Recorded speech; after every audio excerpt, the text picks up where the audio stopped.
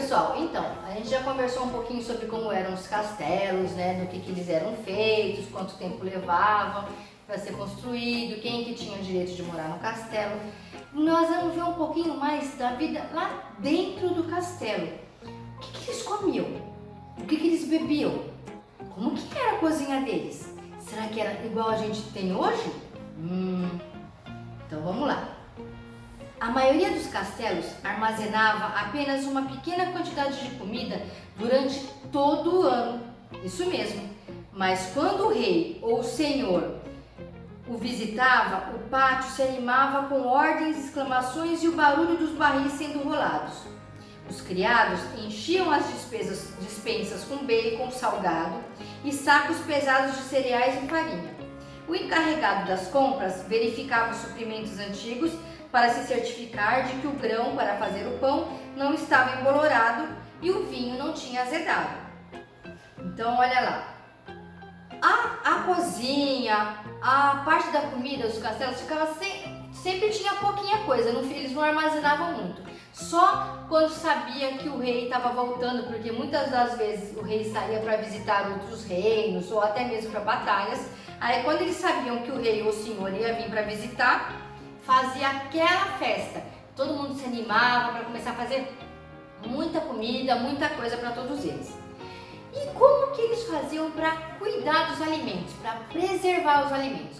Hoje em dia a gente compra as coisas no mercado e guarda algumas coisas na geladeira, outras na despensa, né? Mas naquela época não tinha geladeira. Como que eles faziam para a comida não estragar?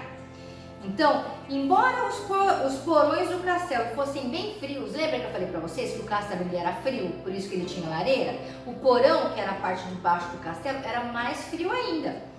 Era impossível manter o alimento em bom estado por muito tempo, né? Que a gente sabe que a gente usa a geladeira, que ela é geladinha lá dentro para poder conservar os alimentos.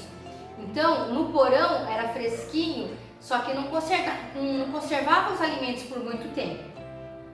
Por isso, quase toda a carne que eles caçavam, que eles conseguiam, ela era defumada ou então ela era salgada para poder durar até o fim do inverno. Eles salgavam a carne, penduravam, matavam o animal, o porco que eles pegassem lá, limpavam tudo, aí deixava a carne com bastante sal e deixava secando para defumar, ou então deixava lá secando só para ficar a carne salgadinha lá, para eles poderem consumir, porque a carne salgada ela dura muito mais tempo.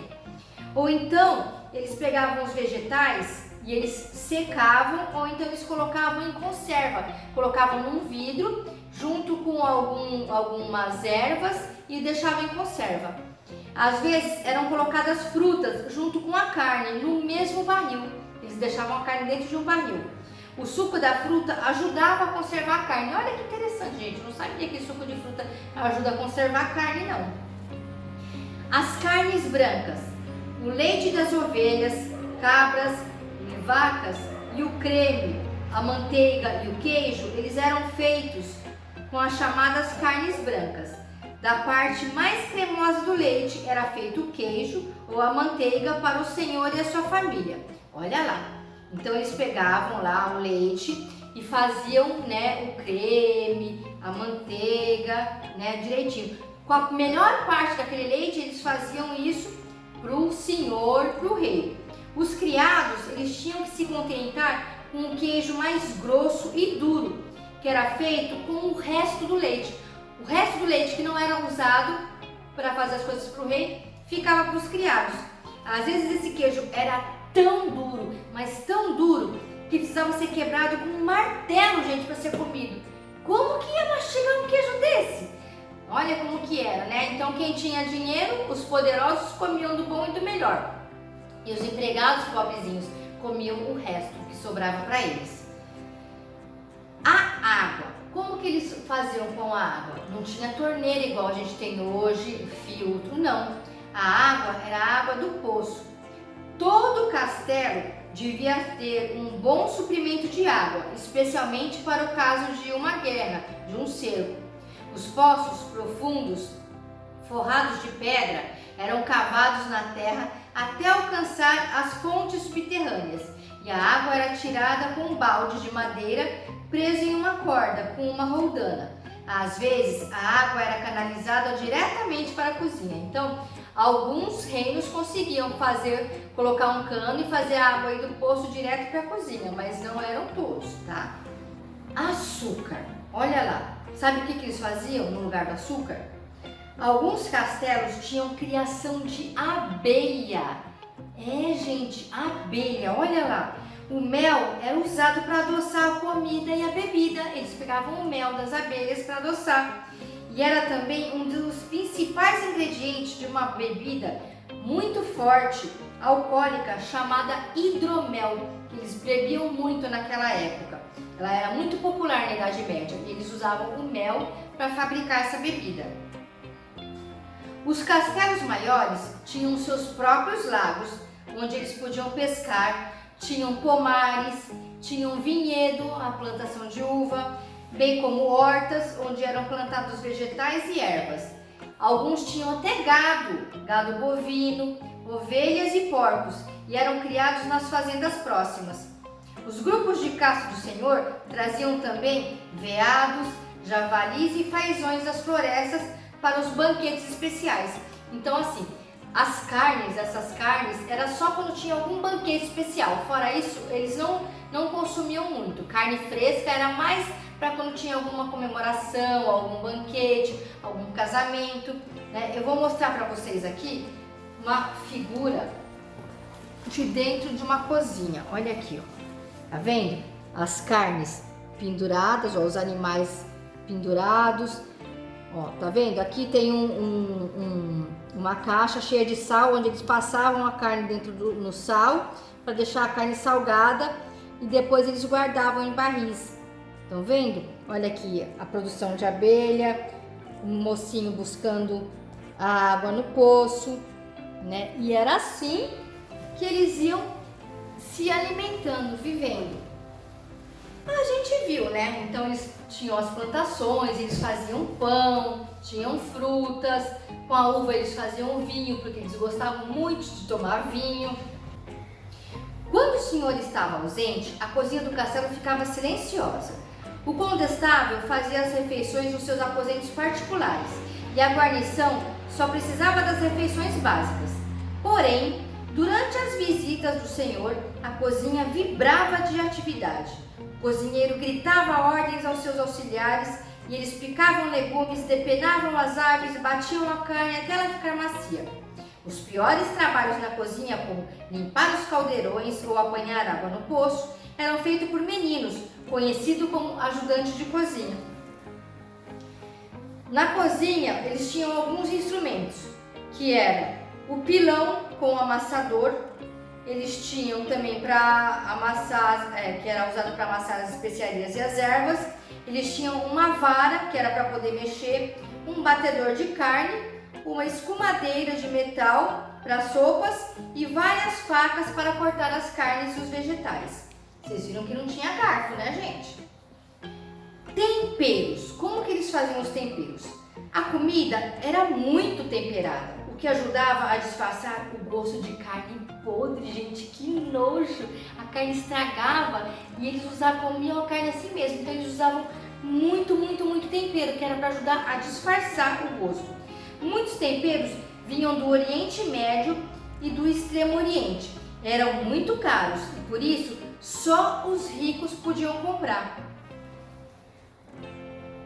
Todas as cozinhas tinham pelo menos um caldeirão grande que ficava pendurado sobre o fogo aberto.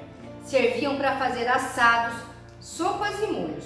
Às vezes eram misturados neles vários alimentos ao mesmo tempo, como mostra aqui a gravura que eu vou mostrar para vocês. Quer ver? Olha aqui. Eles penduravam o caldeirão e aí tinham vários alimentos dentro do caldeirão ao mesmo tempo.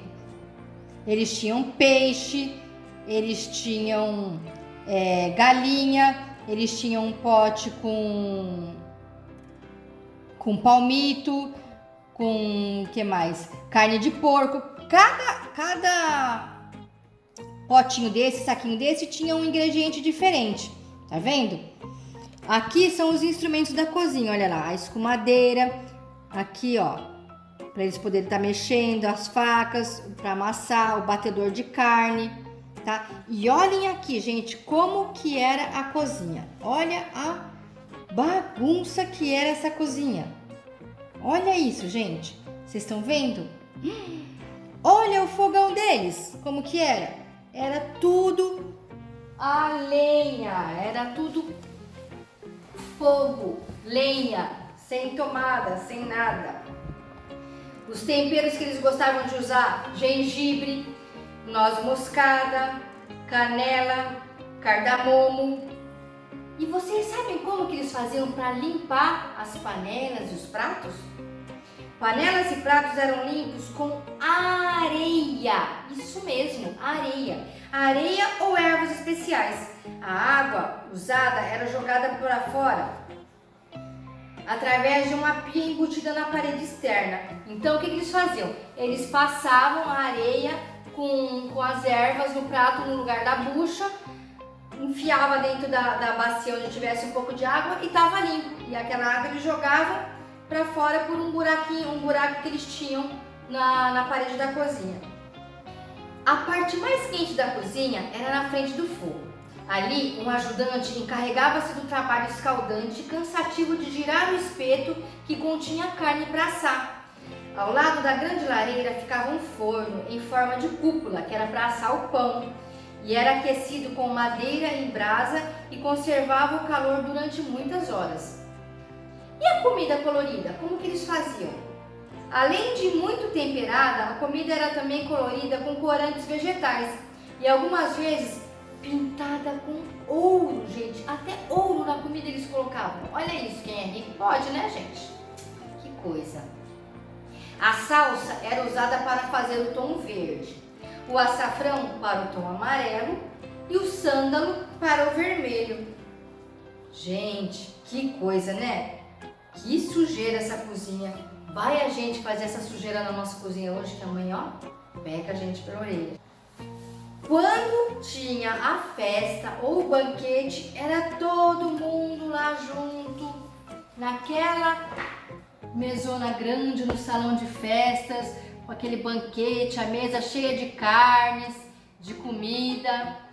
O salão do castelo. Nas ocasiões especiais, haviam banquetes magníficos no salão do castelo. O senhor, a sua família e os convidados mais importantes se sentavam em uma mesa mais alta, coberta com uma toalha do mais fino linho.